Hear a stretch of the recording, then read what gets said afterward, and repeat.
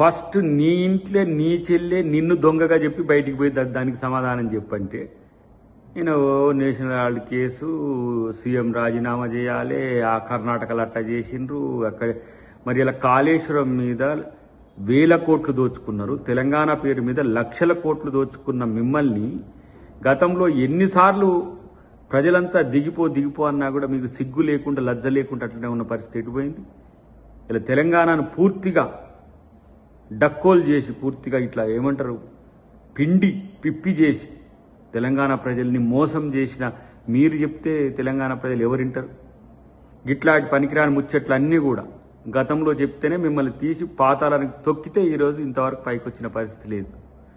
కాబట్టి మీ సమస్యను పరిష్కరించుకోలేక, మీ అంశాలను పరిష్కరించుకోలేక, మీ ఇంట్లో మీ చెల్లెనో మీ బావనో మీ డాడీతో వస్తున్న సమస్యలు ఎదుర్కోలేక ఈ ఫ్రస్ట్రేషన్లో ఇలాంటి మాటలు మాట్లాడితే ఎవ్వరు కూడా పట్టించుకోరు కేటీఆర్. ఎందుకంటే నీ ఆదుర్ద, నీ ఆతృత, నీ యొక్క ఆవేశం అంతా కూడా నీ పరిస్థితి డోల్ డ్రమ్స్లో పడ్డదని, నీ పరిస్థితి డోలాయమానంలో పడ్డదని తప్పితే ఇంకోటి ఏం కాదు.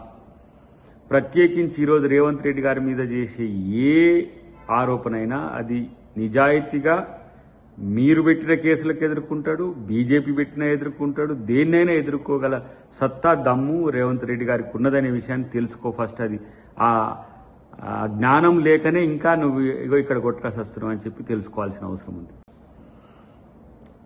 మీ అయ్య కాళేశ్వరంలా, మీ బావ కాళేశ్వరంలోనే, నువ్వు ఈ ఫార్ములా రేస్ కేసులో, మీ చెల్లె లిక్కర్ కేసులో మొత్తం కుటుంబమే పూర్తిగా అవినీతి ఆరోపణలో కూరుకున్నాక, అవినీతి చేసినాక, లక్షల కోట్లు దోచుకున్నాక మీరేం చేయాల్సిన పరిస్థితి మీకే తెలియని పరిస్థితిలో ఇలాంటి కామెంట్స్ చేస్తున్నారు అనేది సభ్య సమాజానికి అంతా తెలుసు. కాబట్టి ఇలాంటి ఏమి తాటాకు చప్పుళ్లకో లేకపోతే బీజేపీ ఒకల్తా పుచ్చుకొని మాట్లాడే మాటలకో తెలంగాణ ప్రజలు ఏమీ నమ్మరు. ప్రత్యేకించి ఫస్ట్ నీ ఇల్లు సరిదిద్దుకో, ఫస్ట్ దాని సంగతి చూసుకో. కాబట్టి నీ రాజకీయ స్వార్థం కొరకు ఏ విధంగా ఎవరిని ఎట్లా వంచన చేస్తున్నావు, మోసం చేస్తున్నావు నువ్వు ఆత్మపరిశీలన చేసుకోవాల్సిన అవసరం ఉంది. కాబట్టి అలా కాంగ్రెస్ పార్టీ, రాహుల్ గాంధీ గారు, సోనియా గాంధీ గారి మీద పెట్టిన కేసు ఎలాంటిదో ఈ దేశ ప్రజలకు తెలుసు. బీజేపీ రాజకీయ ఎత్తుగడలు కూడా అందరికీ తెలుసు.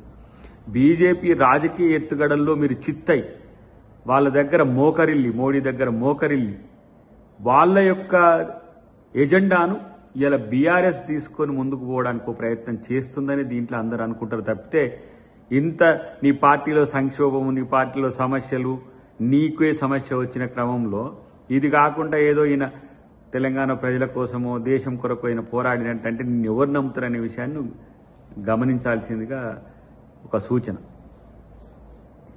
Subscribe us and press the bell icon for more interesting updates.